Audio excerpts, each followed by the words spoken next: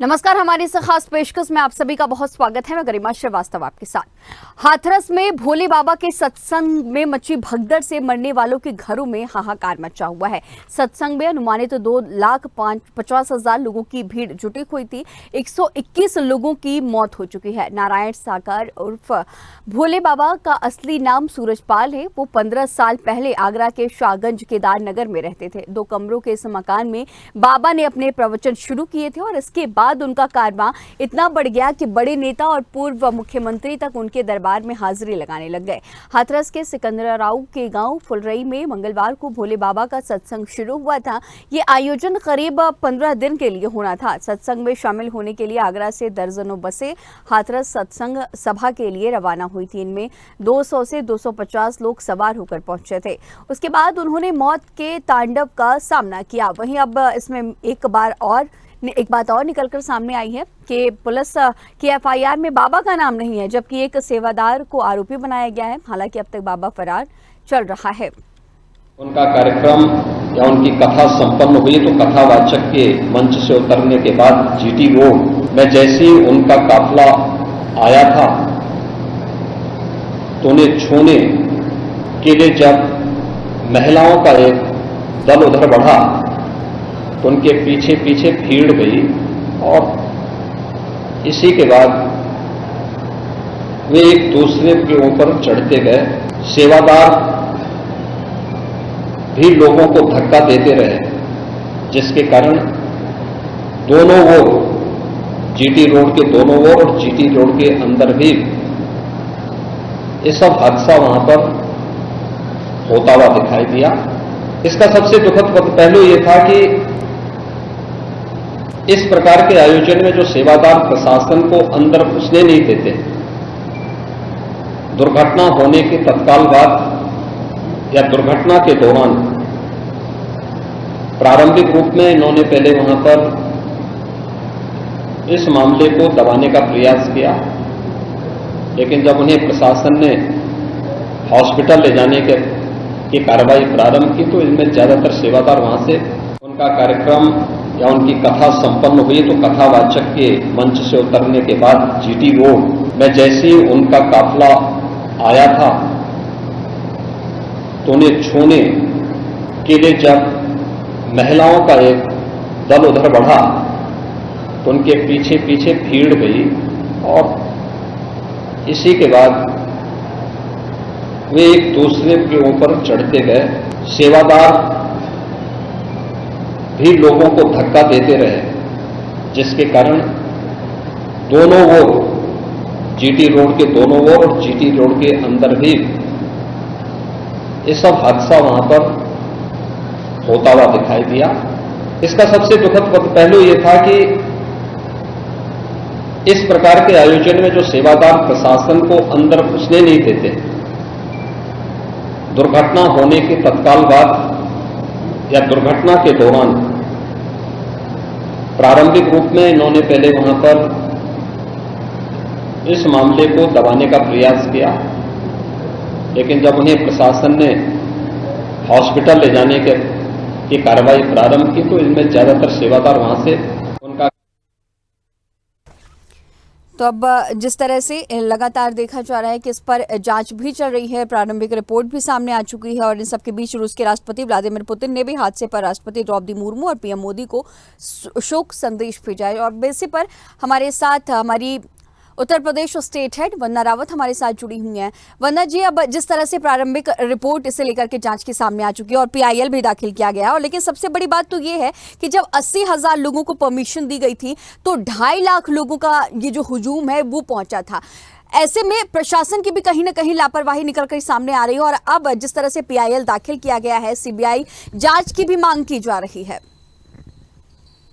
जी गरिमा, जैसा कि जो परमिशन ली गई थी वो मंगल सद्भावना सदन जो प्रभारी है देव प्रकाश मधुकर, उन्होंने परमिशन ली थी और 8 से 10 दिन पहले इन्होंने परमिशन ली थी। इसके लिए उन्होंने जो एप्लीकेशन दी थी एसडीएम को दी थी और एसडीएम ने परमिशन की अनुमति भी दे दी थी कि ठीक है आप ये प्रोग्राम कराइए, लेकिन जो परमिशन लेटर था उसमें 80,000 की तादाद में लोग आएंगे ये लिखा गया था। लेकिन जब कार्यक्रम हुआ कल 2 जुलाई को सिंगरा मऊ में कार्यक्रम जब किया गया तो वहां पे करीब करीब 2 से 2.5 लाख लोगों की भीड़ इकट्ठी हुई और इस भीड़ में जो भगदड़ हुई उसमें 121 लोगों की मौत हो गई। तो इसमें जरूर प्रशासन की बिल्कुल लापरवाही है, क्योंकि 80,000 की अगर बात करें तो 80,000 आपने परमिशन दी, 80,000 के लिए 40 पुलिसकर्मी थे, तो 40 पुलिसकर्मी 80,000 को रोकना या उसकी व्यवस्था करना वो संभव नहीं था और वहां 2.5 लाख लोग इकट्ठे हो जाते। तो कहीं ना कहीं ये एक लापरवाही प्रशासन की थी, वहां के डीएम, वहां के एसपी, ये सब चीजें उनको देखनी चाहिए थी। और दूसरी चीज कि जो बाबा है, बाबा की केवल चरण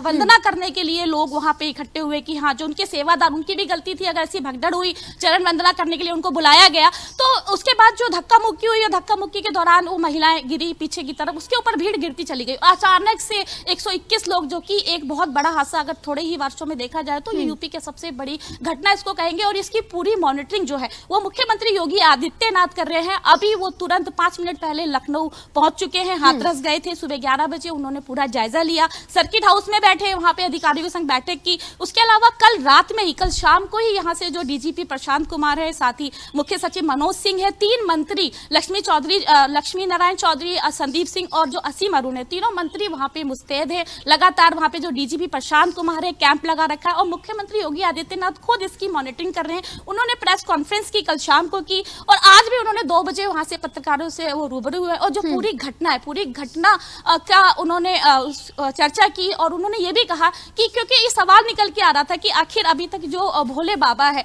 उसके खिलाफ एफआईआर क्यों नहीं हुई, तो उस पर मुख्यमंत्री ने बोला है कि प्रथम दृष्टया उन्हीं के खिलाफ एफआईआर होती है जिन्होंने एप्लीकेशन देकर अनुमति ली। इसके बाद अब धीरे धीरे इसका दायरा बढ़ेगा और किसी भी प्रकार से कोई भी हो, चाहे इस पे जिसने भी जो जिम्मेदार होगा उसकी जिम्मेदारी तय की जाएगी, उसके खिलाफ सख्त से सख्त कार्रवाई की जाएगी। मुख्यमंत्री लगातार घटनास्थल पर भी गए जहां पर ये पूरा हादसा हुआ, जहां पे भीड़ थी, सिंगरा मऊ फुलवरी गांव है, वहां पे ये पूरा कार्यक्रम था, तो वहां पे भी जाके उन्होंने जायजा लिया। उसके बाद पुलिस अधिकारियों की बैठक की सर्किट हाउस में। बैठक में भूपेंद्र चौधरी भी शामिल थे, प्रमुख सचिव संजय प्रसाद भी थे, मुख्य सचिव थे, डीजीपी थे, तमाम जो आला अफसर थे वो भी थे। और इस पूरी घटना को लेकर मुख्यमंत्री योगी आदित्यनाथ ने एक एसआईटी की टीम गठित कर दी है, जो कि एडीजी जोन आगरा और कमिश्नर अलीगढ़ इसको रखा गया है। और साथ ही मुख्यमंत्री ने जो प्रेस वार्ता की, वहां पे पत्रकारों से वो रूबरू हुए, उन्होंने वहां पे ये भी ऐलान किया है कि इसकी पूरे मामले की जो जांच है वो रिटायर्ड जज न्यायिक जांच की जाएगी, एसओपी होगी। जो भी 16 जिले के जनपद के जो घायल जिनकी मौत हुई है वो उत्तर प्रदेश के 16 जिले से हैं और ये जो मौत हुई है इसका पूरा मतलब न्यायिक जांच की जाएगी। और जो भी इसके खिलाफ होगा, जो इसकी साजिश होगी, क्योंकि कल उनका एक अलग एंगल था मुख्यमंत्री का कि ये घटना है या फिर साजिश है, इस साजिश की पूरी जांच होगी, इसके तहत तक जाएंगे और जो भी इस पे आरोपी होगा उस पर कार्रवाई होगी। और मुख्यमंत्री ने ये भी कहा है कि जो सेवादार है, प्रशासन को अंदर जाने नहीं देते, प्रशासन वहां मुस्तैद था, प्रशासन ने पूरी कोशिश करी। जब भगदड़ वहां पे हुई तो सेवादारों का ये कर्तव्य था कि वहां पे जो पुलिस प्रशासन था उनके साथ मिलके उनको, घायलों को या जो मृतक थे उनको उठाना चाहिए था, उनको व्यवस्थित ढंग से जहां पहुंचाना था, अस्पताल वगैरह वहां पहुंचाना था। लेकिन कहीं ना कहीं सेवादार जो है वो भी इसमें शामिल थे, उनकी भी गलती है, वो वहां से फरार हो गए। लेकिन कई सेवादारों को पकड़ा गया है, कई के खिलाफ जो है एफआईआर की गई है, एफआईआर दर्ज हो गई है, तो तमाम लोगों को बुला के पूछताछ की जा रही है। तो मुख्यमंत्री पूरे एक्शन मोड में है। उन्होंने कहा कि किसी भी प्रकार से चाहे कोई भी हो, जो भी सज्जन यहाँ पे कथा वाचन करने आए थे और जिन सज्जन, उन्होंने अखिलेश यादव पर भी निशाना साधा है और कहा है कि जिन सज्जन की फोटो कथावाचक के साथ है वो दिख रही है उसकी भी कार्रवाई की जाएगी। जी वंदना जी, जिस तरह से आप जिक्र कर रही हैं कि सीएम ने इसे लेकर के एसआईटी गठित की है और जांच की बात जिस तरह से कही गई है, लेकिन सबसे बड़ा सवाल जिस तरह से अभी हम जिक्र भी कर रहे थे प्रशासन के ऊपर खड़ा होता है, क्योंकि जब परमिशन थे 80,000 की तो वहां पे 2.5 लाख लोग मौजूद थे, लेकिन फिर भी जब वहां पे लगातार जब नंबर्स बढ़ रहे थे, वहां पर जब मौजूदगी लगातार बढ़ती जा रही थी, तो उस वक्त क्या कुछ मैनेजमेंट था? क्योंकि कहीं ना कहीं ये साफ तौर पर समझ में आ रहा है कि मैनेजमेंट बेहतर नहीं होने की वजह से ये पूरा हादसा हुआ और एक सिर्फ चरण रज लेने की वजह से लेकर के जिस तरह से ये पूरा कहा गया। और ये बात भी सामने आई है कि प्रशासन अंदर जाने की कोशिश कर रहा था, लेकिन सेवादारों ने उन्हें रोक लिया, उन्हें अंदर जाने नहीं दिया। बहुत देर के बाद, बहुत गहमा गहमी के बाद वो अंदर तक पहुंच पाए। और इसके साथ ही ये भी जानकारी सामने आई, क्या आपके पास भी ऐसी जानकारी सूत्रों के हवाले से कि अब ये जो आंकड़ा है 121 का वो 122 तक पहुंच गया, हालांकि प्रशासन ने अभी तक 121 मौतों की पुष्टि की है। देखिए गरिमा, जो मरने वालों की संख्या है वो 121 है, क्योंकि आज मुख्यमंत्री योगी आदित्यनाथ हाथरस पहुंचे और वहां पे उन्होंने जायजा लिया। उसके बाद वो प्रेस वार्ता की, मीडिया से रूबरू हुआ। उन्होंने जो आंकड़ा, जो आधिकारिक अगर पुष्टि हम करेंगे, आधिकारिक पुष्टि हुई है, तो वो 121 लोगों की मौत हुई है और 35 लोग घायल हैं, जिसमें से जो 6 लोग हैं वो 6 लोग जो अन्य प्रदेश से हैं, हरियाणा, राजस्थान, अन्य राज्यों से हैं। बाकी के जो लोग हैं, 29 लोग हैं, वो उत्तर प्रदेश के लोग हैं, एटा, अलीगढ़ और आगरा के लोग हैं। और 121 लोगों की मौत हुई, क्योंकि हादसा बहुत दर्दनाक था। ये एक समझिए कि हृदय विदारक हादसा है ये, और इसको लेके योगी आदित्यनाथ बहुत ही सख्त एक्शन मोड में है। और अगर खबर ये भी है कि जो खुफिया तंत्र है, जब ये प्रोग्राम होने वाला था उसके पहले ही, जब 8-9 दिन पहले इसकी परमिशन ली गई, तो जो खुफिया तंत्र है एलआईयू ने ये प्रशासन को, डिस्ट्रिक्ट जो वहाँ के प्रशासन है जिला स्तर के, वहाँ पे उन्होंने इसकी इंफॉर्मेशन भी दी थी कि इस तरह की भीड़ हो सकती है और इस तरह से ये कुछ घटनाएं हो सकती है। तो इसका एक पहले से ही उनको अंदेशा था, जिसकी वो सूचना उन्होंने जिला प्रशासन को दी थी। लेकिन उसके बावजूद भी अगर जिला प्रशासन ने इस पे मुस्तैदी नहीं दिखाई और समय रहते इस पर काम नहीं किया, जिसके बाद इतना बड़ा ये हादसा हो गया और 80,000 की भीड़ कह के 2.5 लाख लोगों को वहां पर आना और अचानक से एक इतनी बड़ी घटना हो जाना। 121 लोग, जिनके लोग मरे हैं, किसी का पति मरा है, किसी की मां मरी है, किसी का पिता मरा है, उनके दिल से पूछा जाए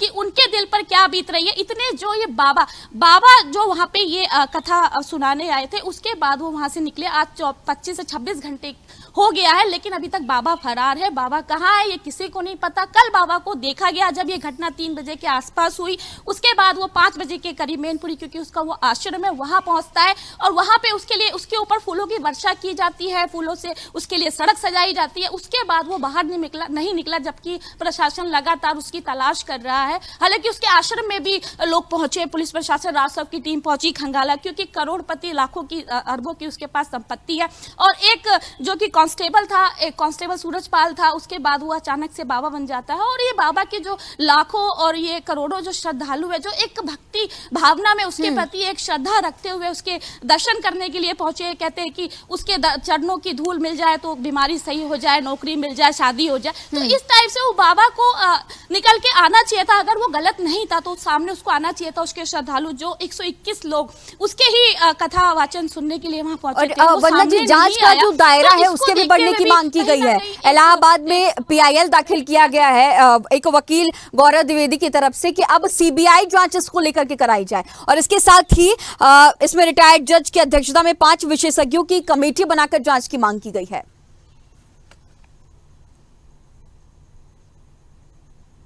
देखिए गरिमा, आज मुख्यमंत्री योगी आदित्यनाथ हाथरस, वहां पे भी उन्होंने जब प्रेस वार्ता की तो उन्होंने साफ कहा कि ये जो घटना हुई है बहुत ही दुखद घटना है, इसको लेकर किसी को बख्शा नहीं जाएगा, इसकी न्यायिक जांच होगी। जो हाई कोर्ट के जज हैं वो इसकी जांच करेंगे, जो रिटायर्ड अफसर हैं, ऊंचे ओहदे पर जो रहे, वो इस SIT की टीम का एक सदस्य होंगे। और जो SIT की टीम जो गठित की गई है, इसमें SOP भी होगी। जो 16 जिले के जो भी डिस्ट्रिक्ट के जो भी लोग जिनकी मौत हुई है उत्तर प्रदेश के, वो हर जिले में जाएगी और एक जांच का विषय है। तो मुख्यमंत्री किसी भी एंगल से कहीं पर भी लूज नहीं दिख रहे हैं, एकदम एक्शन मोड में, खुद पूरे मामले की मॉनिटरिंग कर रहे हैं। इसके अलावा देखिए सुप्रीम कोर्ट तक मामला पहुंचा है, वहां पे भी एक PI लगा दी गई है इस पूरे मामले की जांच को लेकर। वही SIT की टीम गठित की गई है, अब CBI जांच की भी मांग है। और साथ ही योगी आदित्यनाथ वहां पे DGP की बात करें, प्रशांत कुमार, तो लगातार वो कल शाम से वहां पे कैंप लगा के बैठे। तो किसी भी तरीके से जो राज्य सरकार है वो कहीं भी लापरवाही बरतती नजर नहीं आ रही है। मुख्यमंत्री योगी आदित्यनाथ सुबह से हाथरस में थे, अभी जस्ट वो पहुंचे हैं, लखनऊ पहुंचे कालिदास मार्ग पे, अब कुछ देर में उन्होंने बैठक भी बुलाई है। तो तमाम चीजें देखते हुए एक ये हादसों को लेकर मुख्यमंत्री जो है वो बहुत एक्शन मोड में नजर आ रहे हैं। जी, अब और ये जो मामला है, ये जो पूरा हादसा है, दुखद हादसा, अब ये अंतर्राष्ट्रीय स्तर तक पहुंच चुका है। व्लादिमीर पुतिन का अभी पत्र सामने आया है। उन्होंने राष्ट्रपति और प्रधानमंत्री नरेंद्र मोदी को एक पत्र भी लिखा, जिसमें उन्होंने इस हादसे पर दुख भी जताया है। और इसके साथ ही जिस तरह से जांच की बात की जा रही है, जांच का दायरा भी बढ़ेगा, SIT की टीम गठित की जाएगी, खुद उत्तर प्रदेश के मुख्यमंत्री ने कहा। और इसके साथ ही इलाहाबाद में CBI जांच की भी मांग की गई है और इस पूरी कमेटी बनाने की तैयारी की जा रही है। लेकिन इसके साथ ही इस बात का भी जिक्र कीजिएगा वंदना जी कि भोले बाबा के अनुयायी न सिर्फ उत्तर प्रदेश में बल्कि दूसरे राज्यों में भी है। दूसरे एक कहां से इनकी शुरुआत हुई और किस तरह से इनका जो ये समागम है पूरे देश के अलग अलग राज्यों में चलता रहा है, किस तरह से सारी चीजें?